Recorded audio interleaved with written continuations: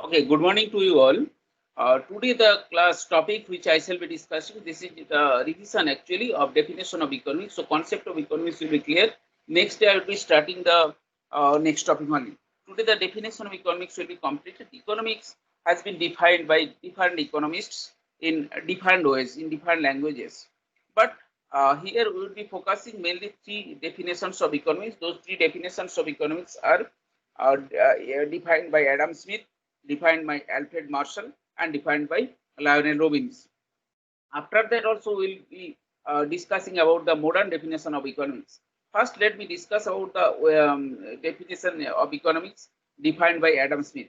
Adam Smith is known as the father of economics. He defined in 1776. Those three definitions are defined in terms of wealth, in terms of welfare, and in terms of scarcity.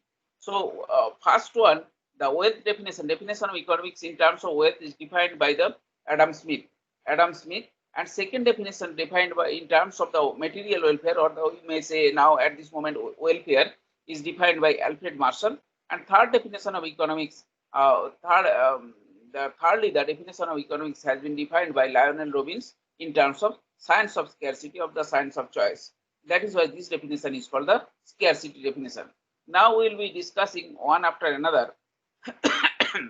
First, I have said the definition of wealth definition of economics, of definition of economics in terms of wealth. This has been defined by Adam Smith.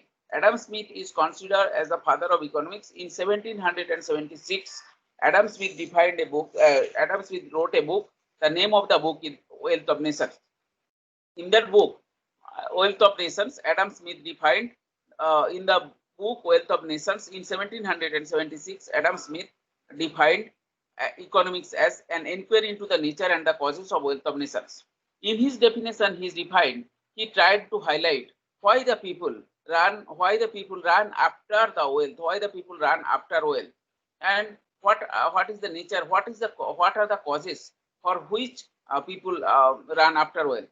Actually, during that period of 1776, in that period 18th century, so people, there was no concept of money. Monetary concept was not there. Simply the barter system prevailed in the economy. Barter, B-A-R-T-E-R. Barter means the system of exchange. The system of exchange means barter system prevailed in the economy. So people were exchanging goods against means goods or commodities against other commodities. Suppose somebody is having the example which I cited the last class, the same example I am citing today also. Suppose somebody is having a piece of cow, a cow, and somebody else is having a piece of cloth. So though somebody who is not having the cloth, he is in need of cloth, and who is having cow, who is having cloth, he is in need of cow.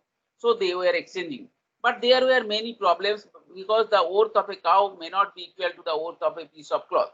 So there were problem of exchange. Again, those products, if those products are perishable products, then after a certain period, these products get spoiled. So there is problem to retain the commodities or to for preserving those commodities. So there were several problems. In barter system. Since there were problems, then after that this barter system converted gradually into the coinage system. Then different types of metallic coins came into being in the economy for transaction of commodities and the services.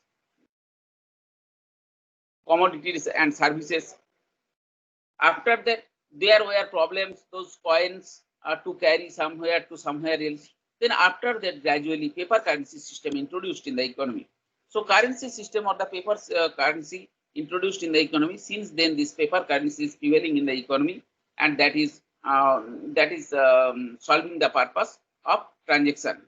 So since there were no monetary system, only wealth was the only thing, the valuable wealth, gold or some other valuable materials were considered as wealth. So people were running how to get more wealth, how to become rich. So to become rich, to get societal status in the society.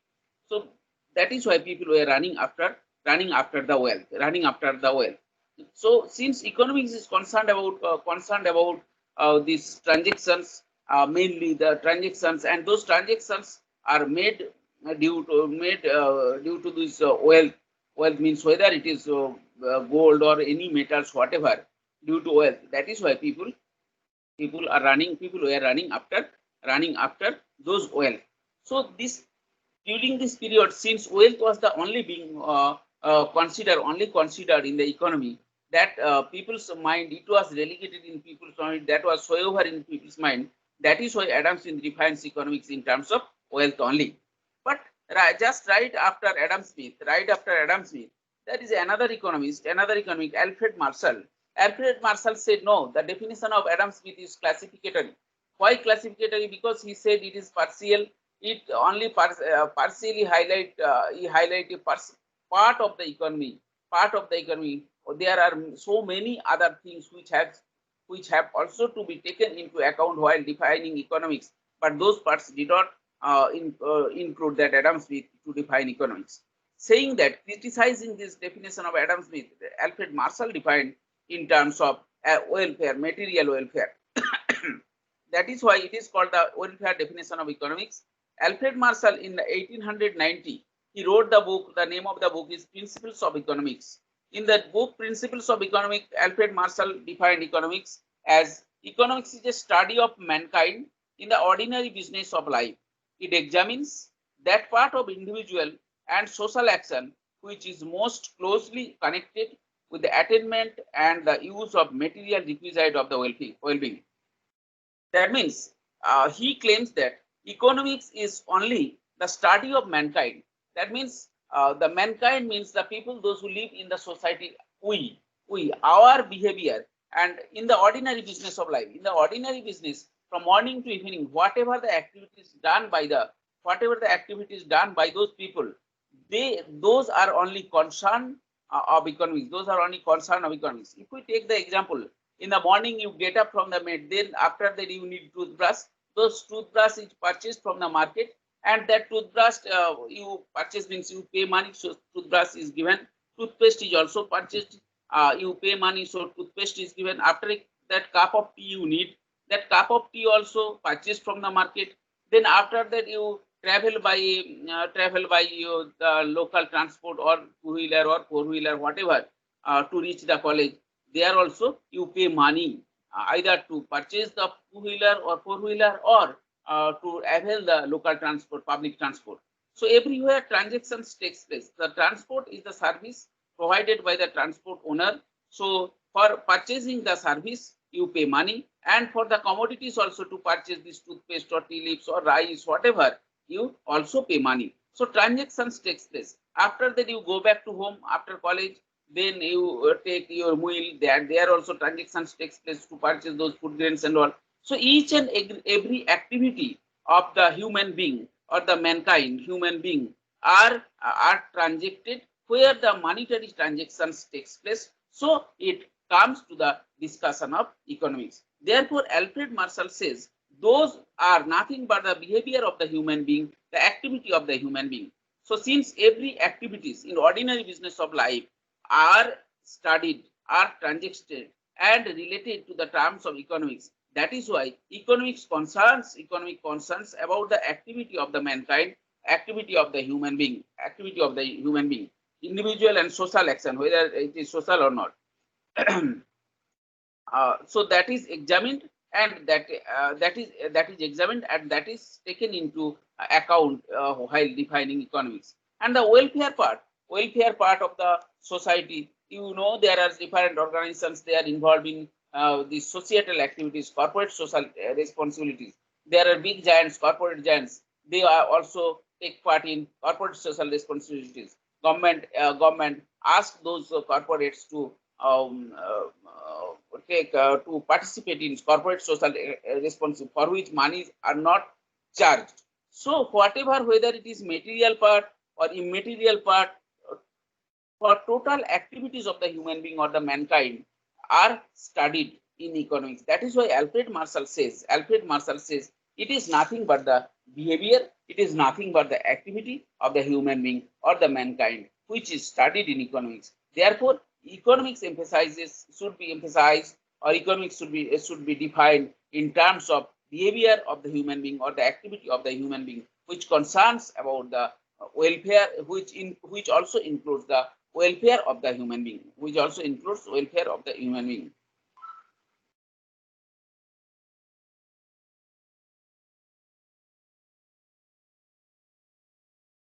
Somebody has been disconnected perhaps. So it emphasizes on ordinary man. It emphasizes, it includes wealth, it includes social science, it also includes material welfare. Okay, let me once check who has been disconnected.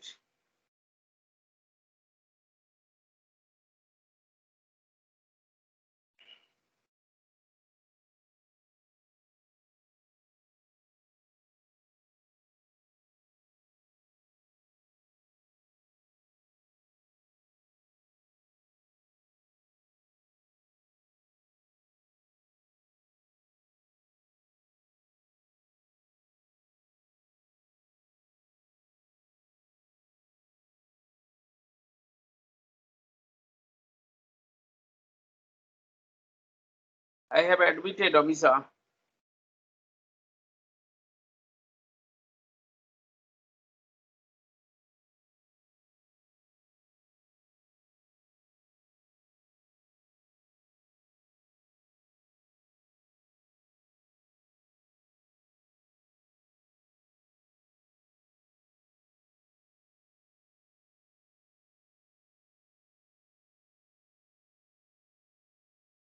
So this is about the this is about the definition of Adam Smith in terms of welfare. So this is the welfare definition of economics.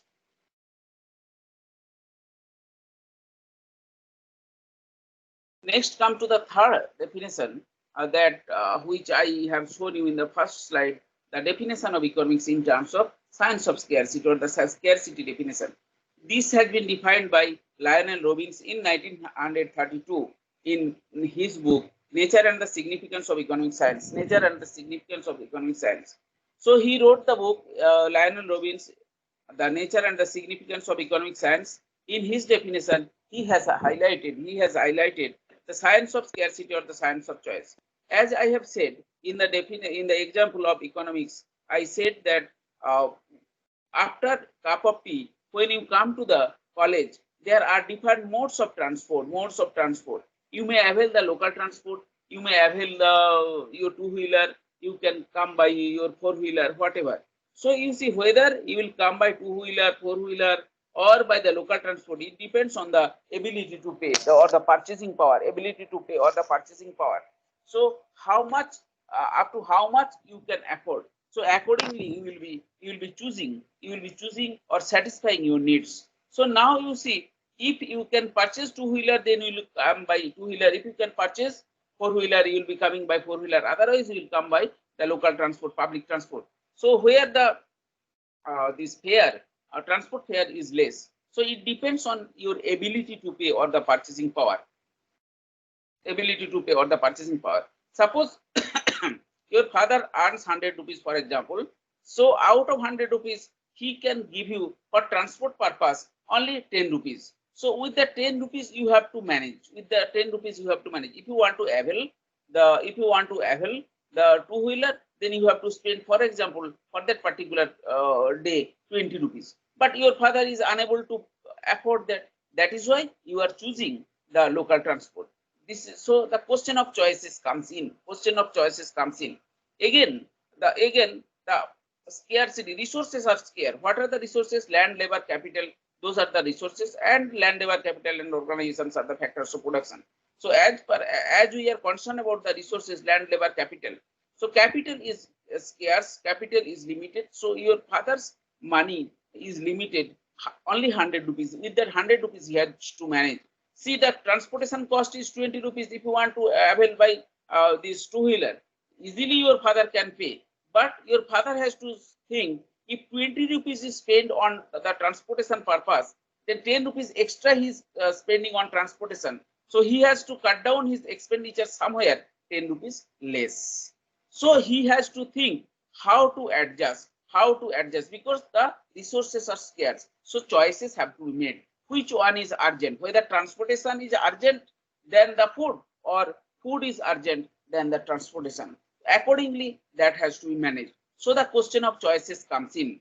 So Lionel Robbins says, along with oil, material welfare, this question of choice means choices should also to be included to define economics. That is why Lionel Robbins defined economics in terms of science of scarcity and the science of choice. He has defined economics in this way: science which studies human behavior, which already has been highlighted by Alfred Marshall, in relation to ends and scarce means which have alternative uses.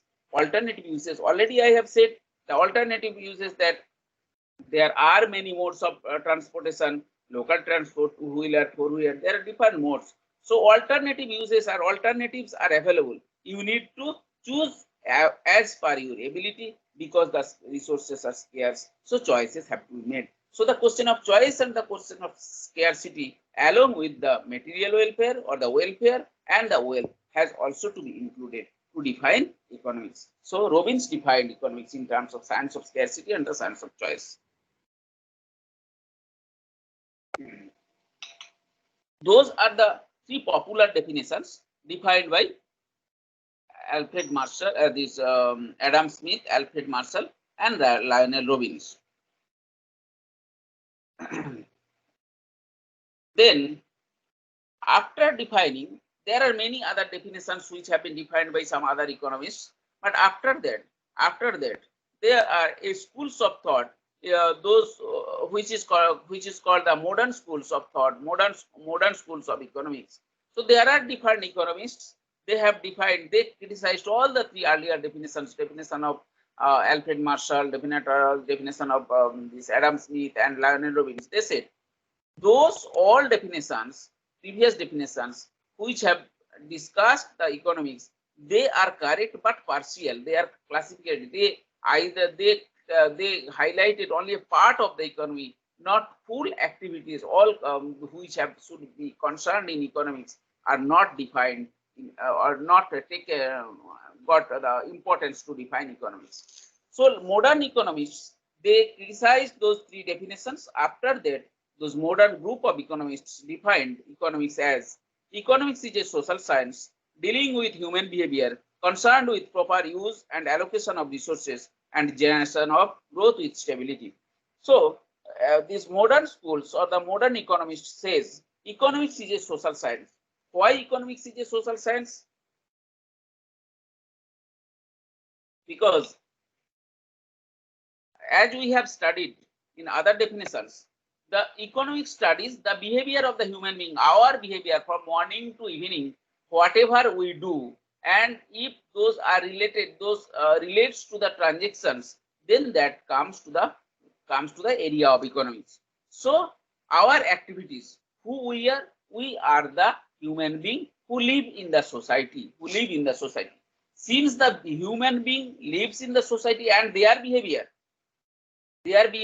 are studied. So economics is a social science, because we live in the society. Economics is a social science, and our behavior, human behavior, that is why dealing with human behavior, concerned with proper use and allocation of resources.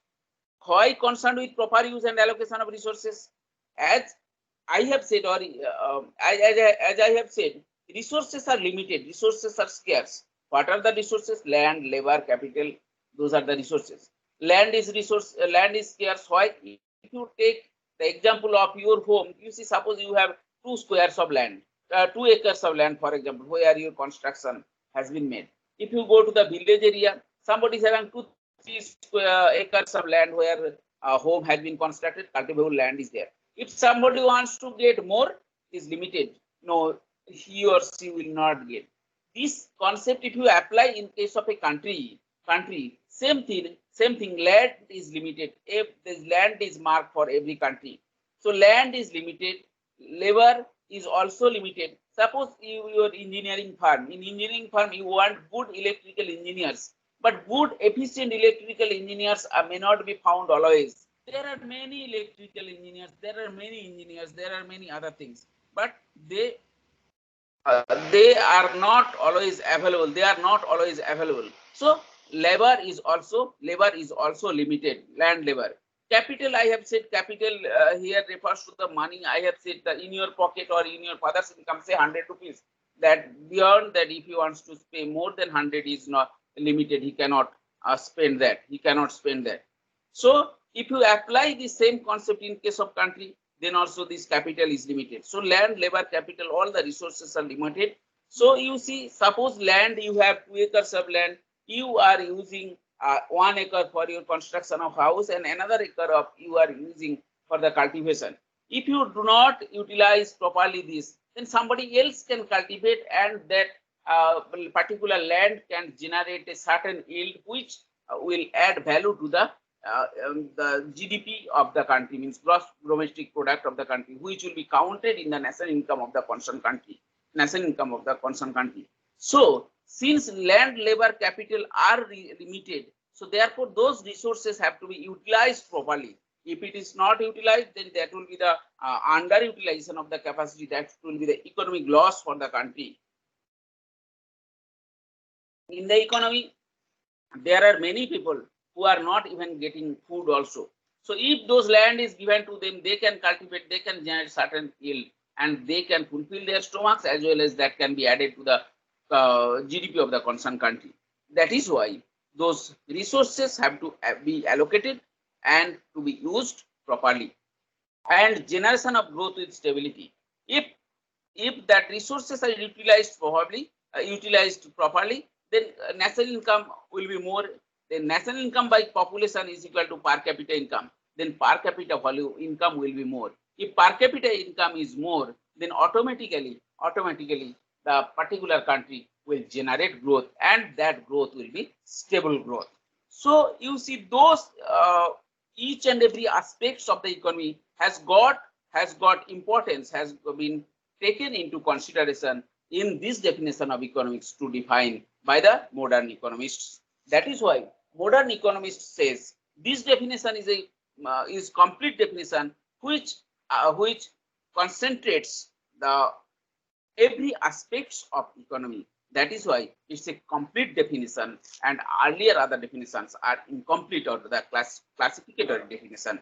This is the definition where every aspects of the economy has got importance. So the modern economist says this is a complete definition of economics, which defines or which emphasizes on each and every aspects of the economy. Sir, the per capita income which you were explaining, if you can explain once again that point. Per capita income is the actual benchmark to measure the economic growth of any country. Per capita income is defined by national income by population. National income first national income is not included in your syllabus. National income is measured by 3 methods. One is the production method. Second one is this income method, and third one is income, production, and third one is your expenditure method. By these 3 major methods, national income is calculated. It is not included in healthcare in your syllabus. So by these 3 methods, national income is calculated, and after that, after calculation of national income is divided by the number of people live in the country. So per capita income is equal to national income divided by the population of the concerned country. So it actually accounts the average income of the country. Okay. So average income of the country, which reflects the average growth of the economy. Suppose there are, for example, here actually there is a long explanation. Suppose if you take, there are 5 people live in the society. Those 5 people, one is service holder, one is a farmer, another is another is businessman. So one is beggar, another one is any other profession, service holder. Now you see, say businessman is earning 100 rupees. 2 service holder are earning 50, so 100, 200 rupees. Another is 100, 300 rupees. So 500 rupees, and beggar's income is 0. So total income of all those 5 people is equal to 0. Are you getting? Total income of all the 5 is equal to 0. So 500 by 5 is equal to 100. So per capita income is equal to 100. But here the per capita income, though it reflects 100, so that means everyone should earn 100 rupees. This is the calculated figure. This is calculated figure. But in reality, if you find beggar's income is 0. Why beggar's income is 0? Beggar used to beg from others. Beggars are coming to the people, those who are donating. Suppose if a beggar comes to me, if I give 10 rupees, then that 10 rupees is given to the beggar from my pocket, and it is given from my income only. So actually beggar's income is 0. Beggars is not earning anything. Beggars are donated. So that from that donation, beggars spend. So beggars income is 0. In reality, beggars income is 0, but it shows here the per capita income is 100. Means beggar should, because it is average income. So beggar should, or beggar is also getting 100 rupees. Here the question arises: so whether the this growth, since per capita income shows the growth of the economy, so here whether this this per capita income can be the reflection of growth or the measurement of growth. Obviously it is not. Obviously it is not possible, because beggars are that is why government always try to reduce beggars, and government always try to beggars to bring into the mainstream of the society, so that they will also get the other facilities what the mainstream people used to get. So if there are beggars, more beggars, their income will be less, so that there will be unemployment problem. There will be many other economic problems that will arise in the economy. So whatever the per capita income is defined by national income by population, and that national income by population actually the measures of economic growth. If per capita income is continuously rises, that will reflect that growth is sustaining in the economy, so that growth will be the stable growth. So modern economists defined economics in saying that, or including the aspects of the behavior of the human being, as economics is a social science dealing with human behavior, concerned with the proper use and allocation of resources, and generation of growth with stability. Have you understood? Yes, sir. So, do we have any Yes. mathematical this one in economics in the subject?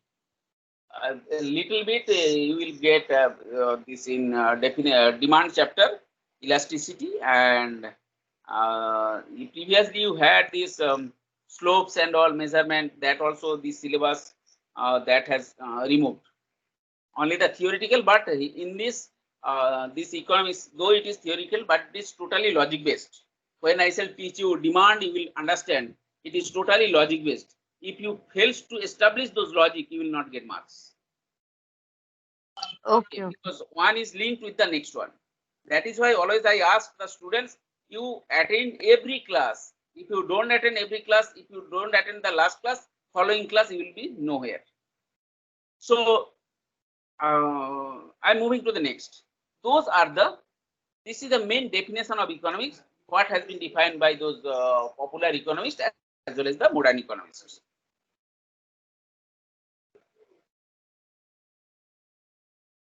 Then coming into the health economics, you are concerned about health economics because your area of operation is in health sector or healthcare sector. So that while defining economics, you perhaps remark the commodities as well as the services. I said the services. Commodities, yes, healthcare products are there. There are different pathological products. Those are commodities. Different medicines, maybe tablets, injections, and all, etc., etc.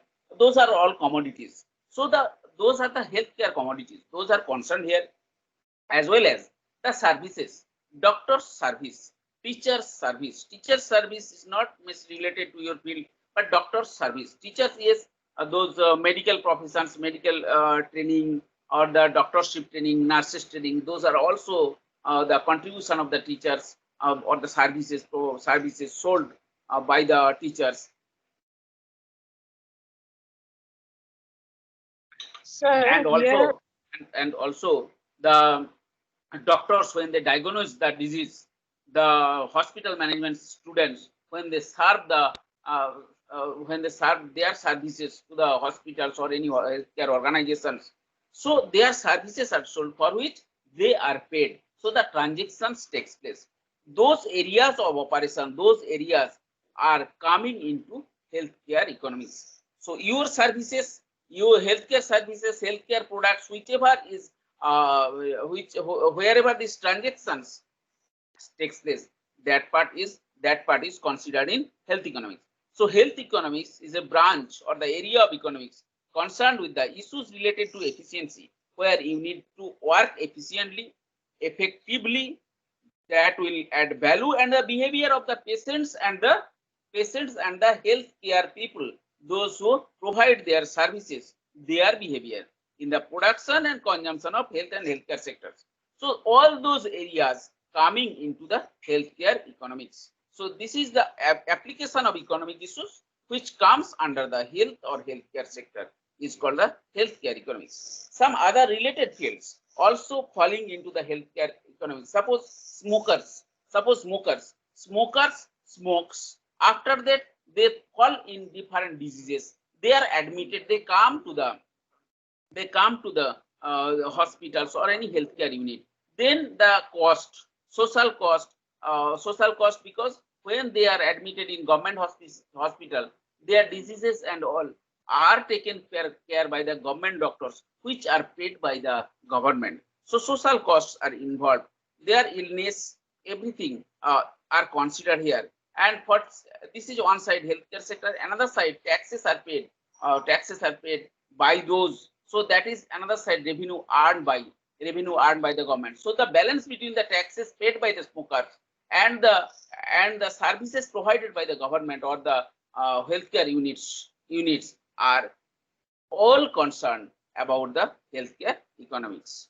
Yes, something was asked by some students. yes, sir, the doctors, you are telling that services are also included. So in that Yes, case, yes. not only doctors, in a hospital, there are. That's what I said. Your service, nurses service. So Mhm. everybody's service in healthcare. In healthcare sector, whoever are involved, all stakeholders services in the healthcare involved in healthcare sectors are taken into account in healthcare economics, whichever is paid. Wherever transactions are made in each and every activities of those healthcare units or healthcare service providers are considered. Doctors, just an example, there are many sectors, there are many type of people are involved, or the stakeholders in healthcare units. Everybody's contributions are taken into consideration and their services are paid. Those are all included in healthcare economics. Yes, next. Any other question? Hello, any other question? No, sir, it's okay. Okay. No So, questions, sir. so those are the scopes actually. Here you will find health insurance, the areas or the scopes, coverage areas. It is already written in the slide. Just I am reading those. Marketing part also taken by the hospital management students, because there will be another there is one hospital who wants to explore in another city. So which city that will be feasible to open another hospital, or the customers in the sense the patients are patient counseling. This is also part of internal marketing. So those are all concerned. Health insurance part, pharmaceuticals. So those are all the areas or the coverage of health economics. So products, services, cost effectiveness already I have said. Then relationship between health economic development, particularly developing countries. So it is concerned about the countries. So those are the scope or the coverage of. But see, here next chapter when I shall be teaching you the demand of health economics or health services, automatically you will know where from the demand arises. When somebody suffers from disease, then demand arises, whether operation will be taken or not.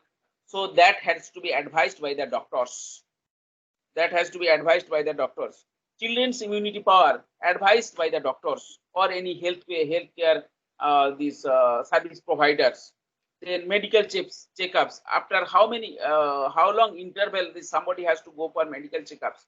So those are advised by the doctors. So in healthcare units, the need will arise depending upon the healthcare service providers. So the question of choice is affordability or the purchasing powers to some extent influenced by the healthcare people, those who are involved in healthcare sector or those who are the healthcare service providers. This is all about the definition or the concept of health economics, which is important for your this course as per your course curriculum. Thank you.